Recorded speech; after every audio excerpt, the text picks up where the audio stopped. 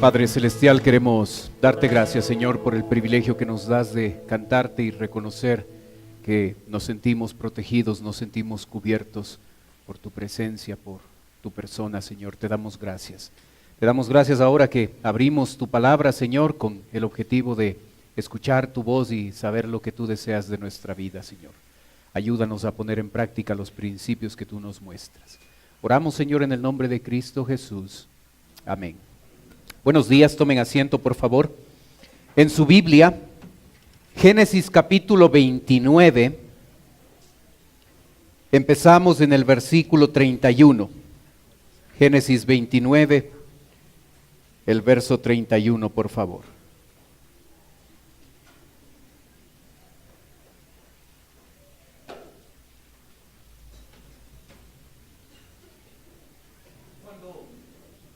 Cuando hablamos de problemas en la familia, nos estamos refiriendo a esos problemas que se llegan a generar en nuestros hogares, cuando el hogar no cumple, no está ajustado con el modelo bíblico.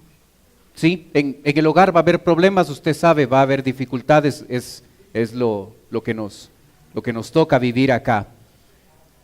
Pero la realidad es que hay ciertos problemas en la familia que son generados porque esposo, esposa o hijos no llegan a cumplir con el rol que Dios ha establecido.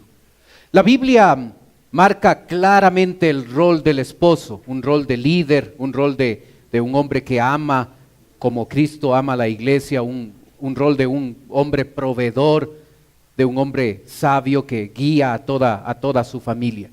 La Biblia habla de una mujer que llega a someterse y aceptar con buena voluntad el liderazgo de su esposo, llega a permitir ser guiada por él, y habla de unos hijos que obedecen a los padres, y los padres no abusan de la autoridad que tienen y les guía y les crían en disciplina y amonestación del Señor. La Biblia en Efesios 5 muestra claramente cuál es el rol para la familia. Cuando la familia, alguno de ellos o varios o todos, no llegan a ajustarse al modelo bíblico, llegan a alejarse de ese modelo bíblico, la familia va a sufrir consecuencias. Esta familia de Génesis 29 es particular. El esposo se llama Jacob, la esposa principal se llama Raquel y la segunda esposa se llama Lea. Estas dos mujeres son hermanas y llegan a casarse con un mismo hombre. Ninguna de las dos siente la seguridad del amor de Jacob. No es un problema de Jacob. Jacob ama a Raquel y menosprecia a Lea. Pero aún la mujer amada, Raquel, aún ella no siente la seguridad de ser amada, de sentirse amada. Así es que las dos van a competir para obtener migajas del amor de su esposo Jacob. En esa cultura, los hijos son la manera de competir. Mientras más hijos tiene una mujer, ella va a pensar que su esposo le va a amar más a ella. Así es que en ese contexto nosotros nos encontramos con Lea, la mujer menospreciada por su esposo. El versículo 31 dice: y vio Jehová que Lea era menospreciada y le dio hijos, pero Raquel era estéril. Y concibió Lea y dio a luz un hijo y llamó su nombre Rubén, porque dijo: ha mirado Jehová mi aflicción. Ahora por tanto me amará mi marido. Concibió otra vez y dio a luz un hijo. Y dijo: por cuanto oyó Jehová que yo era menospreciada, me ha dado también este. Y llamó su nombre Simeón. Y concibió otra vez y dio a luz un hijo. Y dijo: ahora esta vez se unirá mi marido conmigo, porque le he dado a luz 3 hijos. Por tanto llamó su nombre Leví. Concibió otra vez y dio a luz un hijo, y dijo: esta vez alabaré a Jehová, Por esto llamó su nombre Judá y dejó de dar a luz. El estar casado con dos mujeres va en contra del modelo de Dios. Ya desde temprano en Génesis 2:24 la Biblia afirma que el modelo de Dios es un hombre y una mujer. Así es que no es raro que si Jacob tiene dos esposas, esto va a causar problemas y dificultades en el hogar. Y obviamente pasó. Jacob amaba a Raquel y menospreciaba a Lea. Dios, observando que era injusto ese menosprecio de parte de Jacob hacia Lea, Dios va a bendecir a esta mujer con 4 hijos para tratar de equilibrar la vida matrimonial que estos 3 tenían. Rubén, el primogénito; Simeón; Leví. De Leví va a salir todo el sacerdocio que nosotros vemos en la Biblia, los sacerdotes y los levitas. Judá, de él va a venir el propio Jesucristo. Debemos recordar que en ese tiempo la gente vivía en carpas. Así es que Jacob tenía su carpa principal donde vivía con Raquel, su esposa amada.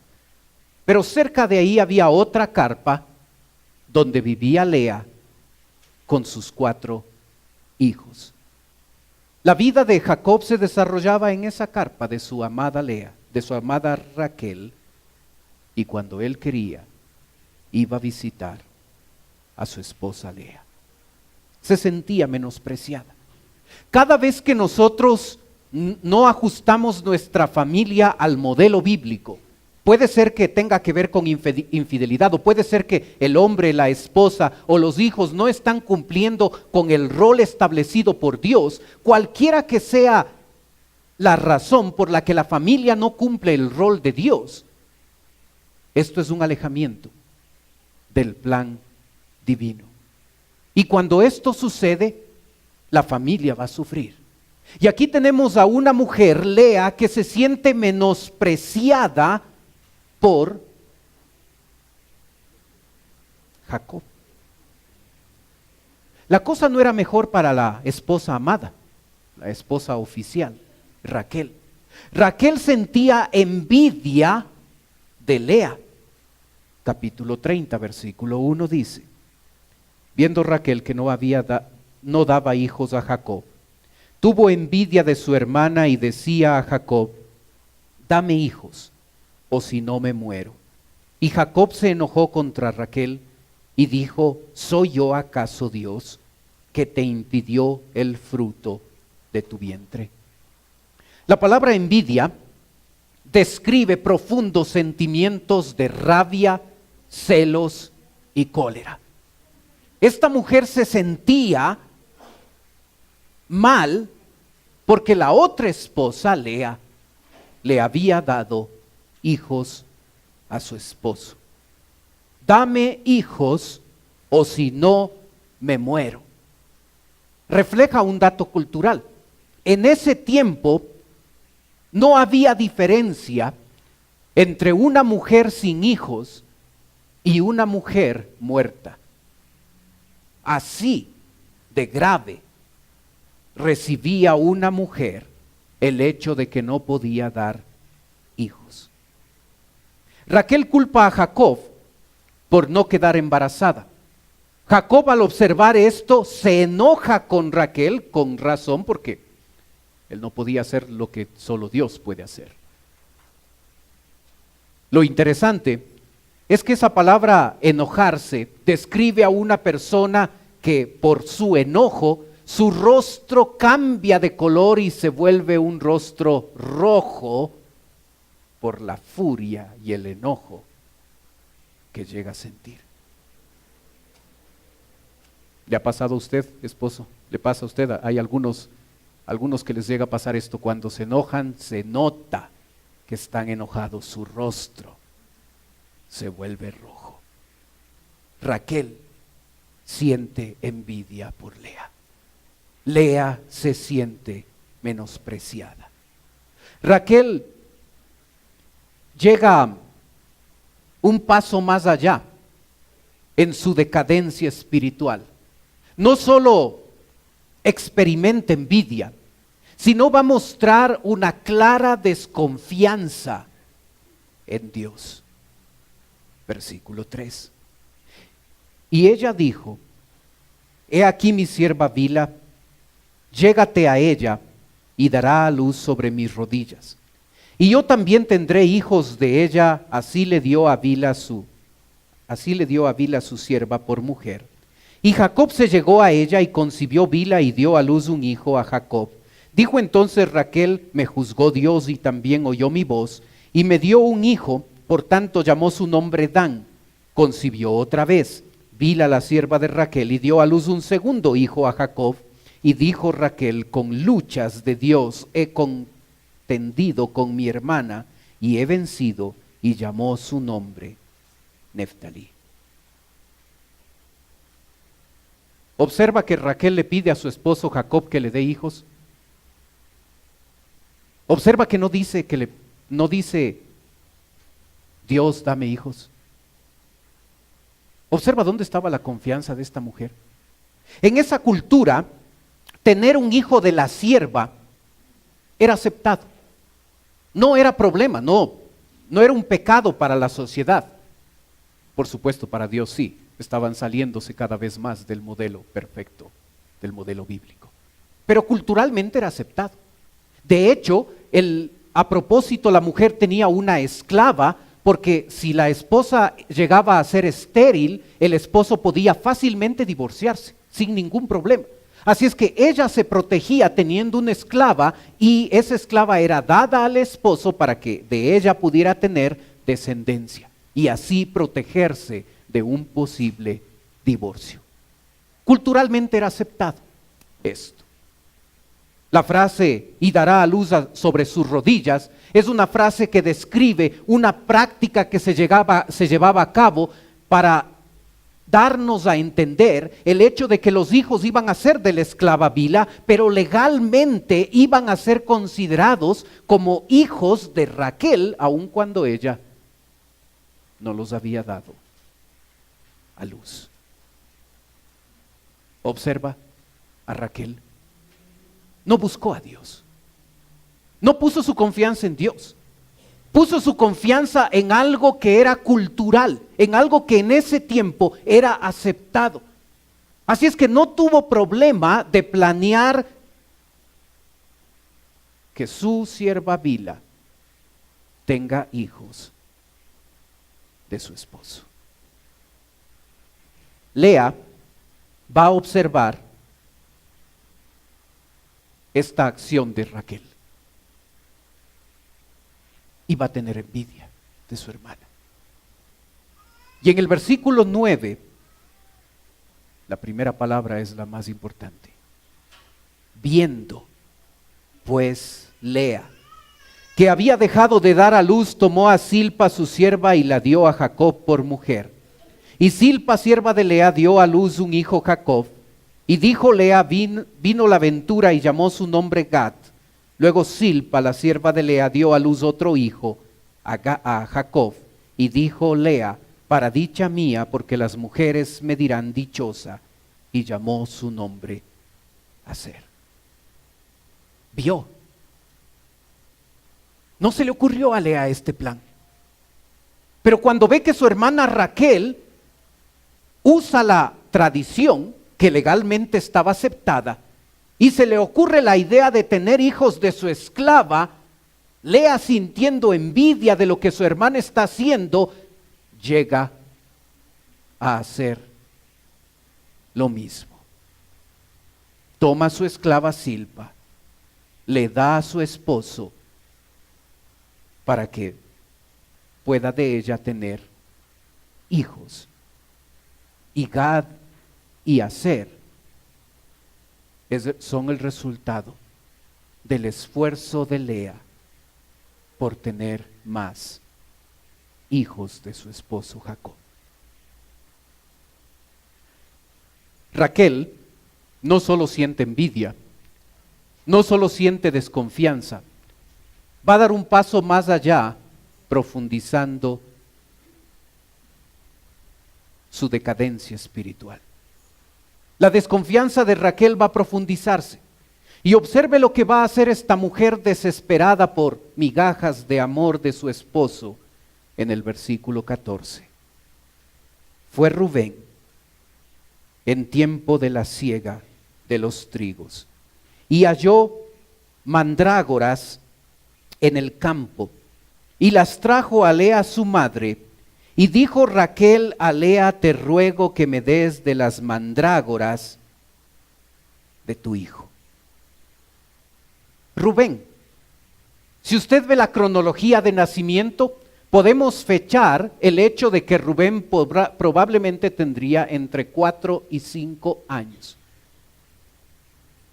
Salió un día a jugar en el campo y se encontró unas plantitas bonitas llamadas mandrágoras. Y como todo niño pequeño, toma las flores y las lleva a su mamá. Mi hijo Ian ya es grande y tiene esa costumbre. Sembramos césped en casa y no sé de dónde salió la hierba mala. Yo no sembré eso, sembré solo césped. Suponía que era del bueno. Pero de cuando en cuando nacen unas plantitas largas de color amarillo. Y mi hijo tiene la costumbre de arrancarlas y llevarlas a la mamá y darlas. Lo que no sabía Rubén es que esa planta, las mandrágoras, era conocida en ese tiempo como las manzanas de amor. La superstición le decía a la gente de ese tiempo que era una planta afrodisíaca, era un narcótico que llegaba a inducir a la fertilidad a la persona que utilizaba. ¿Se da cuenta por qué Raquel estaba tan afanada de que su hermana, su rival, le regalara las lindas flores que su hijo Rubén le había obsequiado? Ella sabía esto, sabía para qué se utilizaban las mandrágoras. Hoy utilizan otro tipo de afrodisíacos. Es una comida, es comida de la costa, es otras cosas ahora. El fin es el mismo. Superstición en la vida de esta mujer, Raquel. En vez de buscar y depositar su confianza en Dios, utilizó una tradición e hizo que su esposo tenga relaciones con su esclava. En vez de buscar al Señor, obtuvo otra alternativa, un amuleto supersticioso, una planta, las mandrágoras, para hacer una agüita y darle a Jacob, para que al tomarla, él pudiera dejarla embarazada. Así es que era vital para Raquel obtener esta planta de su hermana, la rival. Así es que levantó un plan para convencer a su hermana. Y el versículo 15 nos dice el plan. Y ella respondió: Lea, ¿es poco que hayas tomado mi marido, sino que también te has de llevar las mandrágoras de mi hijo? Y dijo Raquel: pues dormirá contigo esta noche por las mandrágoras de tu hijo. Observa que nunca consultan a Jacob para esto. Es un tema entre las dos mujeres. Así es que Raquel dice: ¿sabes qué? Hoy le convenzo a Jacob de que en vez de que venga a la casa, en vez de que venga a nuestra carpa, él vaya a tu carpa y en tu carpa tenga relaciones contigo. La única condición es que tú me des las mandrágoras, que yo las necesito. Jacob es tratado como objeto sexual. A él no le consultan nada. El versículo 16 dice: cuando pues Jacob volvía del campo a la tarde, salió Lea a él y le dijo: llégate a mí, porque a la verdad te he alquilado por las mandrágoras de mi hijo, y durmió con ella aquella noche. Tremendo. Tremendo lo que les va a hacer a estas dos mujeres que estaban peleando por un poco de amor de su esposo. Te he alquilado. Qué tremendo. Lo más grave es que Jacob no se quejó de todo esto. Él no dijo: hey, mujeres, yo también soy una persona, yo también siento, yo también algo. No dijo nada. Estaba de acuerdo con todo esto. Una falta de liderazgo por parte de este esposo. Parece que estaba hasta contento que las dos se peleen por ver quién tiene relaciones con él. ¿Se da cuenta cómo cada vez este hogar estaba alejándose más del modelo bíblico? Cuando uno hace un plan supersticioso y pecaminoso, como el plan de Raquel, uno no puede llegar a pensar en todo lo que puede desencadenar un plan como estos. A Raquel se le olvidó un pequeño detalle. Se le olvidó que esa noche que su esposo Jacob iba a tener relaciones con su hermana y rival, podía quedar embarazada. Y el verso 17 nos dice: y oyó Dios a Lea, y concibió y dio a luz el quinto hijo a Jacob. Y dijo Lea: Dios me ha dado mi recompensa por cuanto di mi sierva a mi marido, por eso llamó su nombre Isacar. Después concibió Lea otra vez y dio a luz el sexto hijo a Jacob. Y dijo Lea: Dios me ha dado una buena dote, ahora morará conmigo mi marido, porque le he dado a luz 6 hijos, y llamó su nombre Zabulón. El plan supersticioso y pecaminoso de Raquel no contempló este pequeño detalle. Dios utilizó esta situación para enseñar una lección tremenda a Raquel. Lea no necesitó las supersticiosas mandrágoras para quedar embarazada. Y aun cuando Raquel hizo sus agüitas con esta planta, no llegó a quedar embarazada. Dios le enseñó que no es la tradición, no es la medicina, no es la superstición lo que va a hacer que ella quede embarazada. Eso es decisión de Él. Imagina cómo se sentía Raquel. Se le había acabado las ideas. Se le había acabado las alternativas.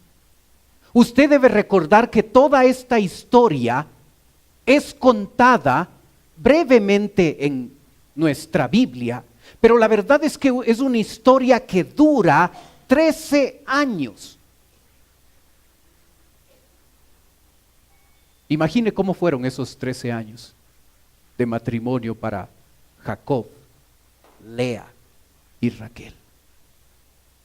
13 años observando cómo estas dos mujeres, estas dos esposas, estas dos hermanas se disputan pedazos de amor de su esposo.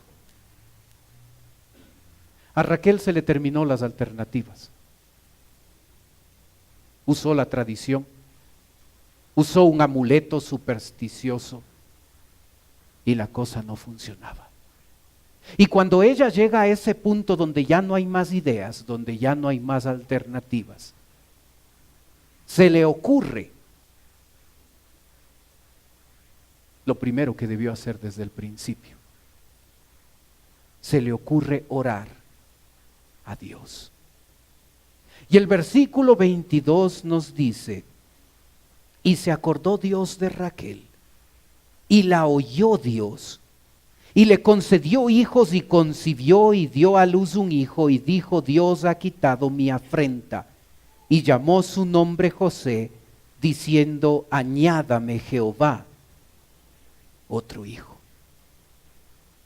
¿Cuántas veces usted y yo no caemos en la equivocación de tratar de solucionar dificultades y problemas con nuestra propia inteligencia y sabiduría? Y a veces Dios tiene que permitirnos hacer eso para que lleguemos al punto de que se nos acaben las alternativas, y cuando ya vemos que no podemos hacer nada más, ya no se puede hacer nada para solucionar esto, entonces nos volvemos a Dios. Así es que antes de criticarle fuertemente a Raquel, nosotros deberíamos pensar en lo que a veces nosotros también hacemos. Señor, no te molestes, cuando me hiciste parte de tu equipo, saliste ganando. Yo no necesito que me estés ayudando a cada rato. Ayuda a los otros, que ellos no saben qué hacer. Así es que yo tengo inteligencia y capacidad, así es que tranquilo, voy a hacer todo esto. Y nuestra prepotencia nos lleva a creer que podemos arreglarlo y solucionarlo. Y a veces Dios nos bendice con el hecho de que nos metemos en un callejón sin salida, donde las ideas y las alternativas ya no existen, y donde la única alternativa existente y la que siempre debimos haber buscado primero es acudir a nuestro Dios para en humildad y fe buscar la solución a nuestros problemas. Dios ha quitado mi afrenta, dice Raquel. Afrenta, desprecio significa. Esta mujer se había sentido despreciada porque no tenía hijos. Y ahora Dios se acuerda de ella, frase que aparece en Génesis varias veces. Y Dios le llega a enseñar a esta mujer que Dios es la única fuente de vida, y no la magia ni la medicina, sino la intervención de Dios hizo que ella sea mamá.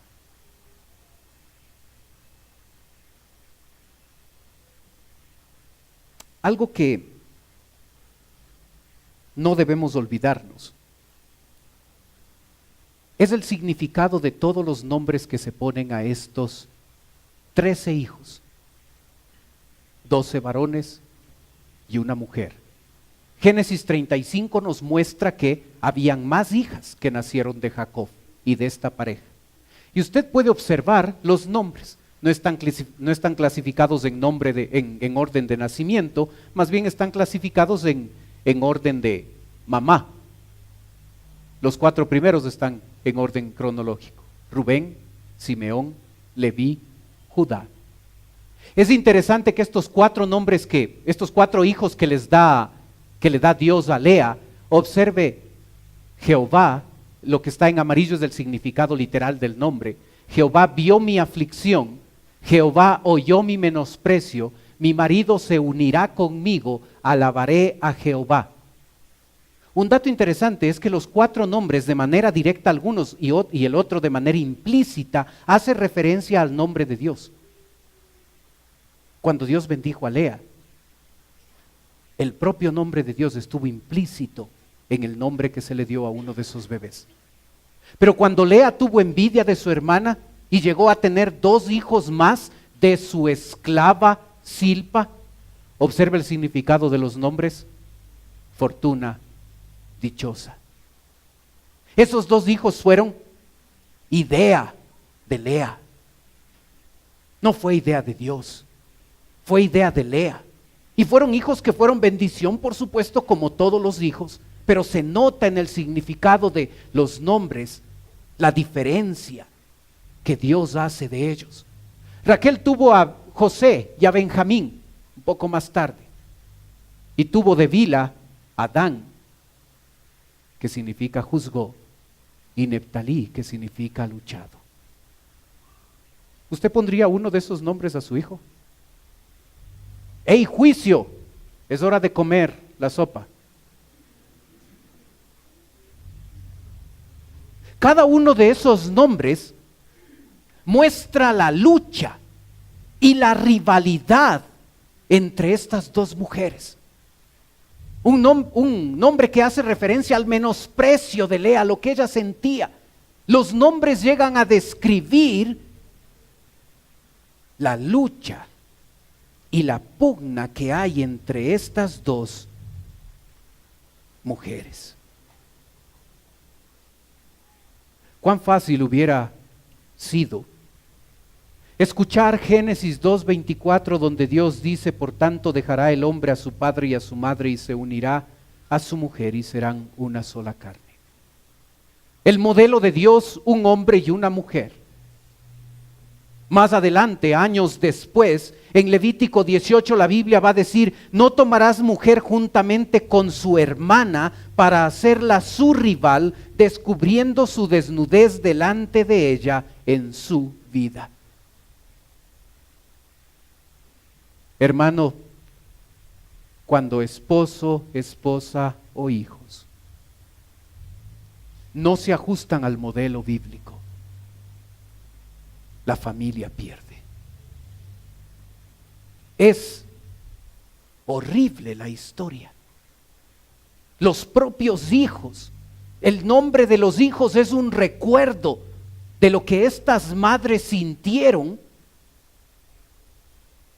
al experimentar rivalidad entre ellas. Cuando un esposo no cumple el rol establecido por Dios, cuando una esposa no cumple el rol establecido por Dios, o hijos o padres no cumplen el rol establecido por Dios, la familia paga los platos rotos. Esa es la lección que debemos aprender de Jacob, Lea y Raquel, alejándose del modelo bíblico. Y ese alejamiento, lo único que hizo es tener a 3 personas desdichadas. Y a futuro, más de 13 hijos problemáticos. Recuerda que de estos hijos trataron de matar a José más adelante. Veían el modelo de sus padres, aprendieron sus malas mañas, aprendieron sus propios pecados, y ellos no iban a ser hijos modelos porque tenían papás que estaban alejándose del modelo bíblico. Así es que, padres, después no se quejen si los hijos son como son.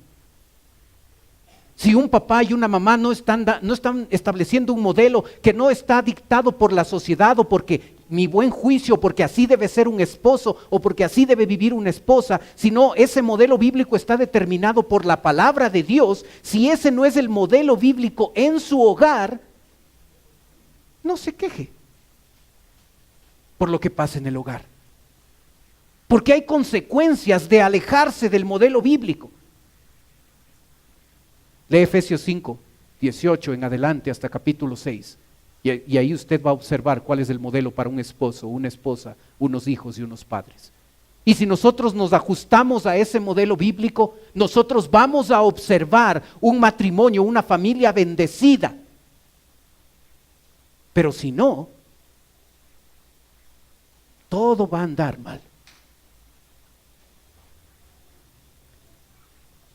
Como suele hacer Dios,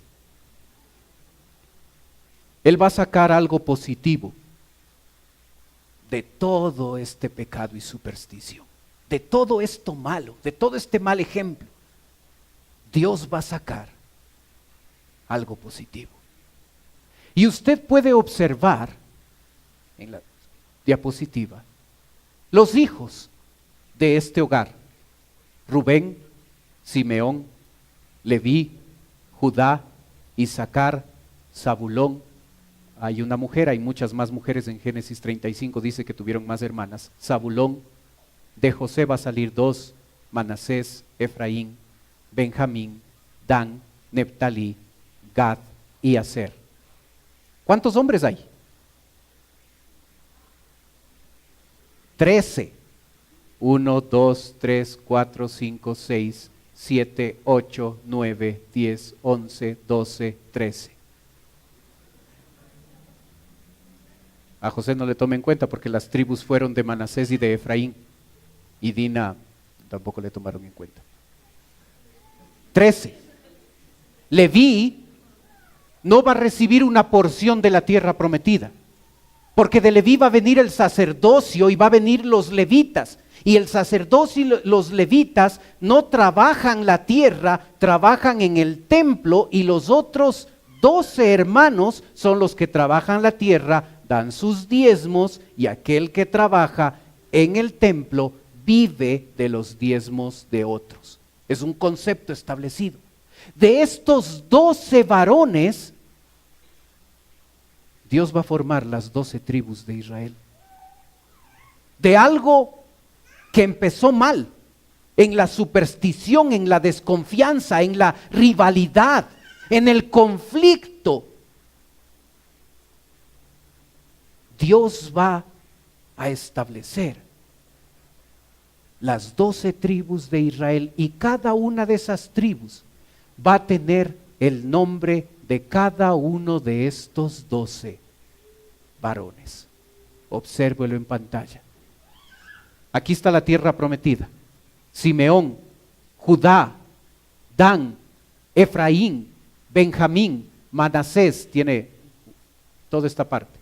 Isaacar, Zabulón, Neftalí, Aser, Dan, Gad, Rubén. 12. Un día Israel va a tener todo esto otra vez, en el futuro. De algo horrible, de la rivalidad, de la pelea, del pecado, de la superstición, del conflicto entre estas dos hermanas, y de un hombre que estaba en el medio y que nunca se pudo poner los pantalones para mostrar una muestra de liderazgo en su hogar. Dios sacó algo bueno. Formó a la nación de Israel. Qué tremendo. Qué tremendas dos lecciones.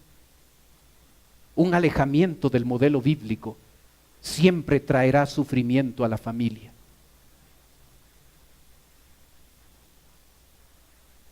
Y de la basura que nosotros podemos producir, de esa basura Dios puede sacar algo que le dé gloria y honra. ¿Está su familia alejada del modelo bíblico? ¿Es usted el papá que debe ser? ¿Es usted la mamá que debe ser? ¿Es usted el esposo que debe ser? ¿La esposa? ¿El hijo? ¿Estamos ajustándonos con nuestra imperfección? ¿Estamos ajustándonos al modelo bíblico? Tarde o temprano la familia sufrirá las consecuencias si usted y yo nos alejamos del modelo. Regrese a Dios, hermano. Si usted se da cuenta que está fallando en esto, ore a Dios, busque ayuda y hagamos de nuestros hogares lo que deben ser. Oremos.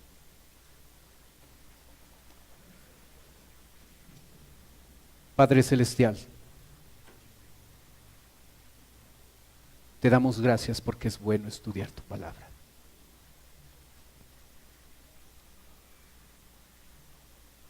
Padre, ayúdanos a evaluar nuestro hogar,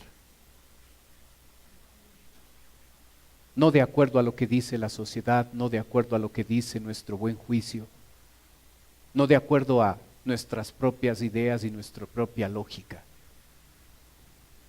Ayúdanos a evaluarlo frente a tu palabra. Y ayúdanos con honestidad, observar si somos los esposos que debemos ser, las esposas que deben ser, los hijos que debemos ser, los padres. Y padres, si hay algo que cambiar, algo por lo que pedir perdón, algo que debe ser ajustado en nuestra vida, yo te pido que nos ayudes a regresar al modelo perfecto, al modelo bíblico, al modelo que realmente funciona. Sabemos, Padre, que tú puedes glorificarte aún de las cosas negativas que hacemos. Ayúdanos a hacerlo bien. Pedimos tu bendición. Mientras usted sigue orando, por favor, puede ser pidiendo perdón, porque usted sabe que no ha sido se ha alejado del modelo bíblico. Pero mientras usted hace eso, puede ser que esta mañana nos está visitando alguien por primera vez. Y si usted viene por primera vez a nuestra iglesia y dice, pastor, yo quisiera orar, yo quisiera que usted ore por mí. Mientras los demás tienen sus ojos cerrados, solo yo mirando, usted puede levantar un ratito su mano y con eso me está diciendo, pastor, vengo por primera vez, ore por mí. ¿Hay alguien así esta mañana? Gracias, veo sus manos. Gracias, veo sus manos. Veo sus manos al fondo también, veo su mano también. Bájelas nomás, gracias por... ¿Alguien más?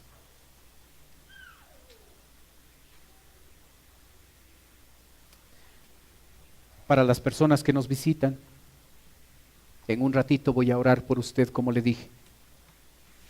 Quiero ofrecerle algo más a usted que nos visita. Es totalmente voluntario. No se sienta obligada o obligado a hacerlo. Pero usted en este momento puede tomar sus cosas, puede salir de su asiento, puede venir a la parte de abajo donde estoy yo. Si usted lo hace, personas de nuestra iglesia se van a acercar. Le van a llevar a otro lugar de la iglesia, a un lugar privado. Y ahí van a conversar un momento con usted. Los demás tienen sus ojos cerrados para que no le dé recelo de pasar, no le dé vergüenza de pasar. No se sienta presionado, pero si desea hacerlo, si desea permitirnos que le podamos servir, con toda confianza en este momento, venga, queremos ayudar. Queremos servir.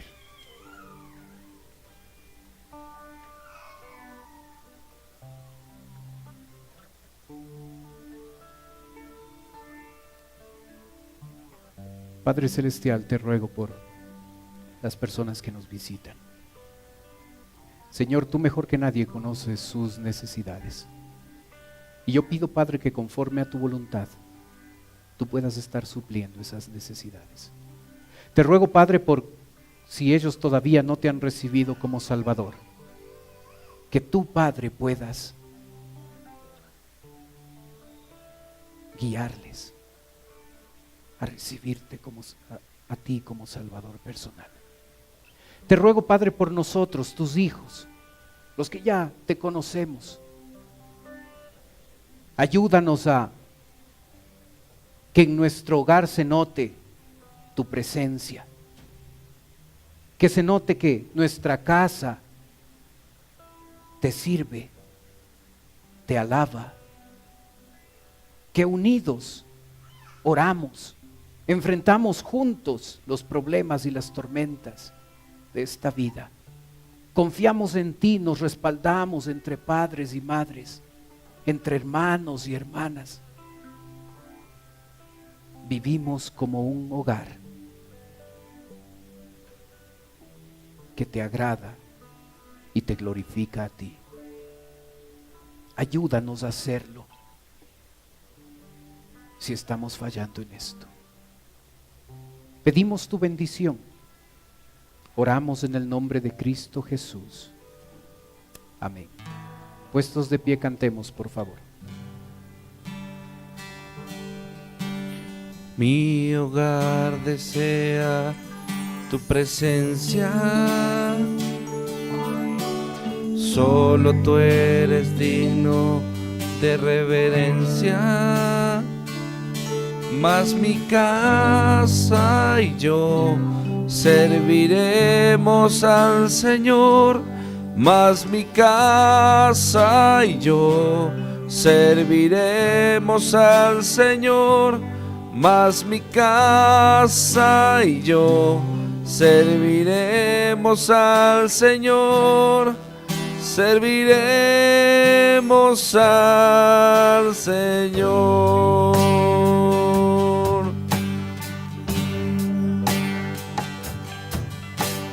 En santidad viviremos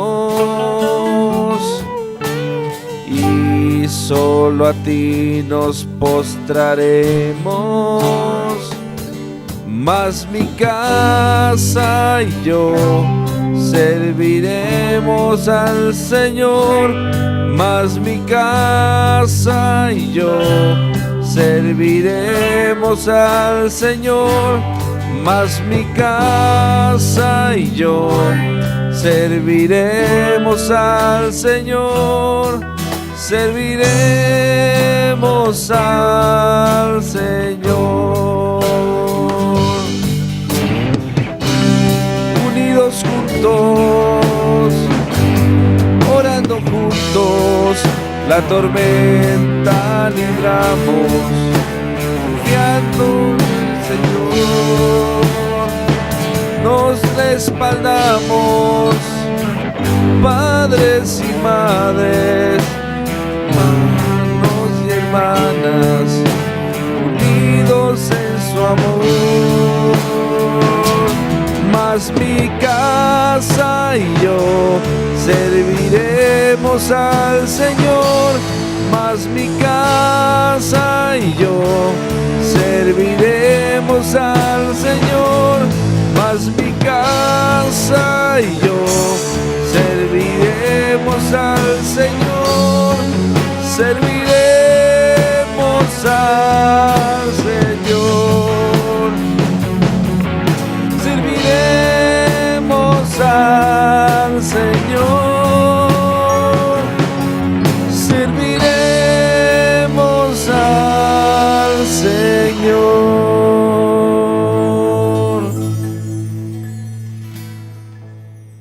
Amén.